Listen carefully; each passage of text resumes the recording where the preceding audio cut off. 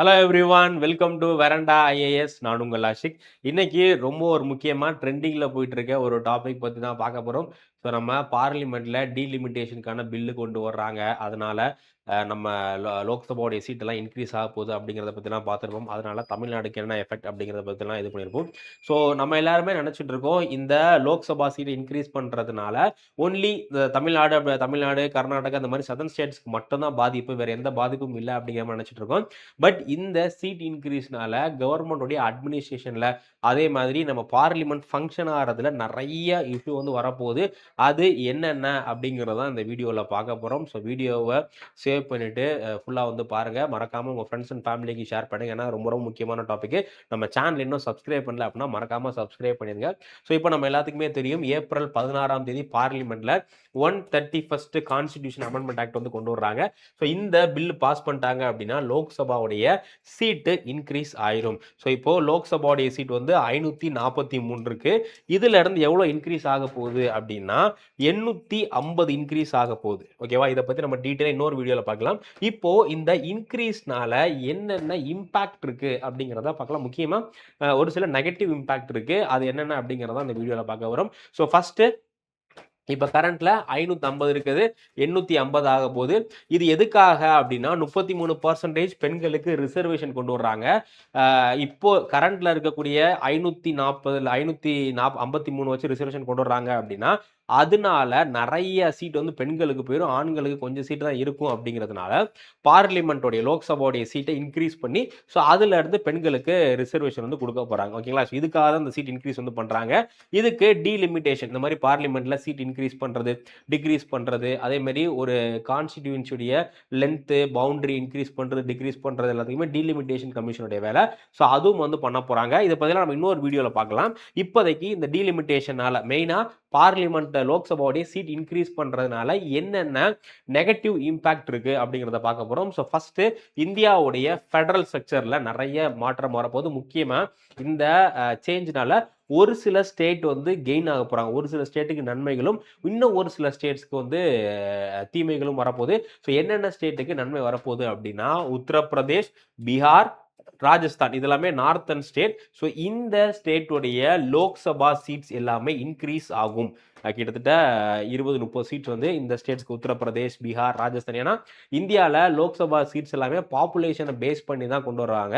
இதுக்கு முன்னாடி இப்போ கரண்ட்ல அந்த 543 அப்படிங்கிறது 1976 சென்செக்ஸை பேஸ் பண்ணி இருக்கு.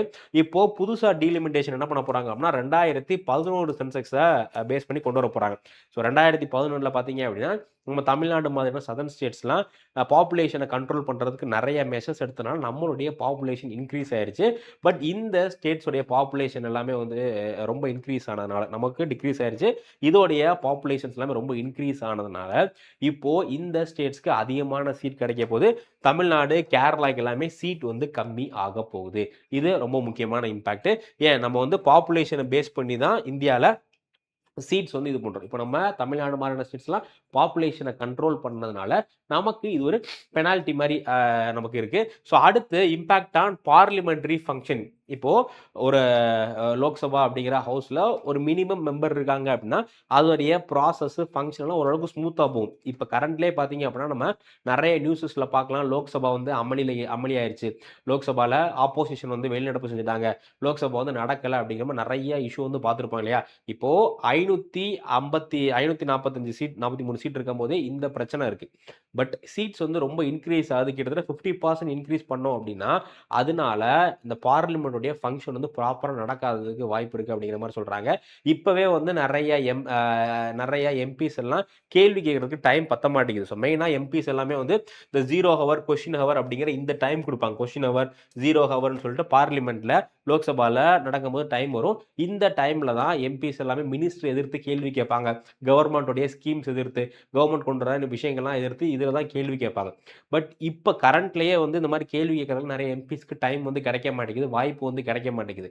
ஆனால் இப்போ 850 மாத்திட்டோம், கிட்டத்தட்ட 50% சீட் இன்க்ரீஸ் பண்ணிட்டோம் அப்படின்னா அப்போ சுத்தமாக நிறைய பேர்த்துக்கு இந்த மாதிரியான கேள்வி கேட்கறதுலாம் வாய்ப்பே கிடைக்காது. அதனால எம்பிஸ் எல்லாமே வந்து ஒரு இன்எஃபெக்டிவா தான் இருப்பாங்க. சரி நம்ம நம்ம என்னதான் இது பண்ணாலும் கேள்வி கேட்க முடியாது அப்படிங்கிற ஒரு இதுல தான் இருப்பாங்க அப்படிங்கிற மாரி வந்து சொல்றாங்க. ஸோ ஆல்ரெடி இப்போ கரண்ட்ல வந்து பார்த்தீங்க அப்படின்னா, ஒரு வருஷத்துக்கு 70 நாள் தான் பார்லிமென்ட் லோக்சபா வந்து செயல்படுது. பட் 850 பேர் வந்துட்டாங்க அப்படின்னா, இன்னும் இது வந்து குறையறதுக்கும் வாய்ப்பு இருக்கு அப்படிங்கிற மாரி சொல்றாங்க. இது வந்து 2வது இம்பாக்ட். ஃபர்ஸ்ட்டு ஒரு சில ஸ்டேட்டுக்கு இதனால பெனிஃபிட் ஆகுது. ஒரு சில ஸ்டேட்டுக்கு இதனால லாஸ் ஆகுது. 2வது பார்லிமென்ட்டுடைய ஃபங்ஷன்ல இம்பாக்ட் வந்து ஏற்படுது. 3வது பார்த்தீங்க அப்படின்னா, ஃபெடரல் பேலன்ஸ் இது எது சொல்றாங்கன்னா, ராஜ்யசபா. நம்ம பார்லிமெண்ட்ட பொறுத்தவரை 2 ஹவுஸ் இருக்கு. ஒண்ணு லோக்சபா. இதுல நம்ம டைரக்ட்டா ஓட்டு போட்டு மக்கள பிரதிநிதிகள தேர்ந்தெடுப்போம். இன்னொன்னு ராஜ்யசபா. ஸோ ராஜ்யசபாவ பொறுத்தவரை இதுக்கு நம்ம ஓட்டு போட மாட்டோம். இதுக்கு நம்ம ஓட்டு போட மாட்டோம். நம்ம தேர்ந்தெடுத்த எம்எல்ஏஸ் இருக்காங்கல்ல, ஸ்டேட் லெஜிஸ்லேட்டிவ் அசெம்பிளியுடைய எம்எல்ஏஸ், மாநில சட்டமன்றத்துடைய எம்எல்ஏஸ் தான் என்ன பண்ணுவாங்க, இவங்கள ராஜ்யசபா எம்பிக்கு வந்து ஓட்டு போட்டு அவங்கள தேர்ந்தெடுப்பாங்க. ஸோ நம்ம பாராளுமன்றத்துல ஒரு பில்லு பாஸ் பண்ணணும் அப்படின்னா, அந்த பில்லு 2 ஹவுஸ்லயுமே ஃபர்ஸ்ட் லோக்சபால பாஸ் ஆகணும். அதுக்கப்புறமா ராஜ்யசபால பாஸ் ஆகணும். ஒரு சில டயத்துல லோக்சபால வந்து பாத்தீங்க அப்படின்னா, ஆளும் கட்சிக்கு மெஜாரிட்டி இருக்கும். ராஜ்யசபால ஆளும் கட்சிக்கு மெஜாரிட்டி இருக்காது. ஸோ அந்த டயத்துல ஜாயிண்ட் சிட்டிங் வந்து கொண்டு போவாங்க. ஸோ ஜாயிண்ட் சிட்டிங்ல யாருக்கு தான் பெனிஃபிட் இருக்கும்? லோக்சபாக்கு தான் வந்து பெனிஃபிட் இருக்கும். ஸோ இப்போ நம்ம கவர்மெண்ட் என்ன பண்றாங்க அப்படின்னா, லோக்சபாவுடைய ஸ்ட்ரென்த்த மட்டும் தான் 50% இன்கிரீஸ் பண்றாங்க. ராஜ்யசபாவுடைய ஸ்ட்ரென்த்த இன்கிரீஸ் பண்ணல. அதனால இப்ப கரண்ட்ல லோக்சபாக்கும் ராஜ்யசபாக்குமான அந்த சீட்டோட ரேஷியோ எவ்வளோ இருக்கு அப்படின்னா 2.2:1. ராஜ்யசபா சீட் 1 சீட் அப்படின்னா லோக்சபா சீட் 2.2. ஏன்னா ராஜ்யசபால 245 சீட் தான். பட் இப்போ இன்கிரீஸ் பண்றதுனால ஒரு ராஜ்யசபா சீட்டுக்கு 3.3 லோக்சபா சீட் அப்படிங்கிற மாதிரி இன்க்ரீஸ் ஆகுது. ஸோ இதனால என்ன நடக்கும் அப்படின்னா, நம்ம ஜாயிண்ட் சிட்டிங் அப்போலாம் வந்து ராஜ்யசபாக்கு தான் லோக்சபாக்கு தான் ஃபுல் அண்ட் ஃபுல் வந்து பவர் இருக்கும். இதனால இந்தியாவுடைய ஃபெடரல் ஈக்விலிபிரியம் பாதிக்கப்படுது. ஏன்னா ராஜ்யசபாவுடைய உறுப்பினர்கள் யார்? இவங்கலாம் ரெப்ரசன்டேட்டிவ் ஆஃப் ஸ்டேட். ஸோ ஸ்டேட்டோடைய ரெப்ரசன்டேட்டிவ்ங்க. ஸோ இப்போ லோக்சபாவுடைய சீட்டு மட்டும் இன்க்ரீஸ் பண்ணிட்டு ராஜ்யசபாவுடைய சீட் இது பண்ணாதனால இந்தியாவுடைய ஒரு ஃபெடரல் பேலன்ஸ் வந்து பாதிக்கப்படுது. பார்லிமெண்ட்ல யார் தான் டாமினேட்டா இருப்பா? லோக்சபா தான் டாமினேட்டா இருப்பாங்க. அதனால லோக்சபா நினைச்சா என்ன வேணாலும் பண்ணலாம் அப்படிங்கிற ஒரு சூழ்நிலை வந்து வரப்போகுது. ஓகேவா? ஸோ அடுத்து இம்பாக்ட் ஆன் எக்ஸிக்யூட்டிவ். எக்ஸிக்யூட்டிவ்னா யாரு? மினிஸ்டர்ஸ் இருக்காங்களே, மந்திரி சபை. இப்போ ஒரு காலகட்டத்திலலாம் என்ன பண்ணுவாங்கன்னா, எக்கச்சக்கமான எம்பிஸ்க்கு மந்திரி பதவி கொடுத்துட்டே இருப்பாங்க. பட் இதை கண்ட்ரோல் பண்றதுக்கு 2003 நினைக்கிறேன், 2003ல ஒரு அமெண்ட்மெண்ட் கொண்டு வந்து மேக்ஸிமம் 15%. ஸோ லோக்சபாவுடைய ஸ்ட்ரென்த் எவ்வளவோ அதுல 15% மட்டும் தான் என்ன பண்ணணும், மினிஸ்டர்ஸ். ஓகேவா? ஸோ 50% மட்டும்தான் இந்த மினிஸ்டர்ஸ் வந்து இருக்கணும். கவுன்சில் ஆஃப் மினிஸ்டர் வந்து 50%, 15% மட்டும் தான் இருக்கணும் அப்படிங்கிற மாதிரி கொண்டு வந்திருந்தாங்க. ஸோ இப்போ லோக்சபாவுடைய ஸ்ட்ரென்த் 850, 543லேருந்து 850 மாறுறதுனால இப்போ கவுன்சில் ஆஃப் மினிஸ்டருடைய ஸ்ட்ரென்த்தும் எவ்வளோ ஆக போகுது அப்படின்னா, இப்போ கரண்ட்ல 81 இருக்காங்க. 81ல இருந்து 122 மினிஸ்டர்ஸ் வந்து வரப்போறாங்க. ஸோ இந்த இவ்வளோ பெரிய சேஞ்ச்னால நிறைய பாதிப்புகள் இருக்கு. ஓகேங்களா? ஸோ நிறைய புது புது இலாக்காக்கள் உருவாக்க வேண்டியது இருக்கும். அதனால இதுலயும் வந்து ஒரு மிகப்பெரிய சேலஞ்ச் இருக்கு. எக்ஸிக்யூட்டிவ்ல இது வந்து பாதிக்கப்போகுது. ஸோ அடுத்து இதனால நிறைய ஸ்பில் ஓவர் எஃபெக்ட். இது என்னன்னா வெவ்வேறு மாநிலங்கள் இந்த 131வது கான்ஸ்டிடியூஷன் அமெண்ட்மென்ட் ஆக்ட் மூலியமா வெறும் பார்லிமெண்டோடைய லோக்சபாவுடைய சீட் மட்டும் இன்க்ரீஸ் ஆகல. ஓகேங்களா? இது இல்லாம ஒவ்வொரு மாநிலங்களுடைய ஸ்டேட் லெஜிஸ்லேட்டிவ் அசம்பிளி இருக்கு இல்லையா, அந்த ஸ்டேட் லெஜிஸ்லேட்டிவ் அசம்பிளியோடைய சீட்ஸும் இன்க்ரீஸ் ஆக போகுது. அந்த மாநிலங்களுடைய பாப்புலேஷனை பொறுத்து ஒவ்வொரு மாநிலங்களுடைய ஸ்டேட் லெஜிஸ்லேட்டிவ் அசம்பிளி சீட்டும் இன்க்ரீஸ் ஆக போகுது. உதாரணமா யூபியில வந்து 600+ சீட் வந்து வரப்போகுது. மகாராஷ்டிரா, வெஸ்ட் பெங்கால் எல்லாம் 450 சீட் வந்து வரப்போகுது. இதனால என்ன ஆகும் அப்படின்னா, ஸ்டேட் லெஜிஸ்லேட்டிவ் அசம்பிளியோடைய அந்த சைஸும் இன்க்ரீஸ் ஆக போகுது. ஸோ இதனால நிறைய எப்படி வந்து சென்ட்ரல் இஷ்யூ பார்த்தோமோ அதே மாதிரி ஸ்டேட்லையும் இஷ்யூ வரப்போகுது. ஸோ இதான் வந்து இதில் இருக்கக்கூடிய முக்கியமான இஷ்யூ.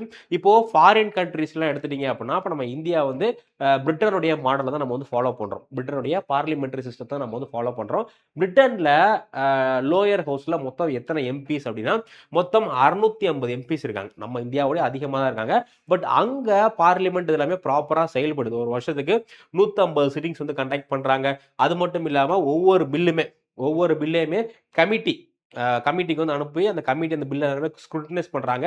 பட் இந்தியாவில் பார்த்தீங்க அப்படின்னா நம்ம வெறும் 70 நாள் தான் வந்து பார்லிமெண்ட்டே நடக்குது. அது மட்டும் இல்லாமல் வெறும் 20%க்கும் கீழே உள்ள பில்ஸ் தான், வெறும் 20%க்கும் கீழே தான் பில்ஸை கமிட்டிக்கு வந்து ரெக்கமெண்ட் பண்ணுறாங்க. ஸோ இதனால இந்தியாவுடைய பார்லிமெண்ட் அப்படிங்கிறது ப்ராப்பராக ஃபங்க்ஷன் ஆகலை அப்படிங்கிறது தெரியுது. ஸோ ஆல்ரெடி இந்தியாவுடைய பார்லிமெண்ட் அப்படிங்கிறது இந்த ஒரு சுச்சுவேஷன் இருக்குது. இப்போது நம்ம சீட்டையும் இன்க்ரீஸ் பண்ணுறோம் அப்படின்னா அதனால நிறைய ட்ராபேக்ஸ் இருக்குது. ஸோ இதெல்லாம் கவர்மெண்ட் வந்து கருத்தில் கொண்டு தான் இது பண்ணும். இதை பற்றி உங்களுடைய கருத்துக்கள் என்ன அப்படிங்கிறத மறக்காமல் கமெண்ட் செக்ஷனில் கமெண்ட் பண்ணுங்கள்.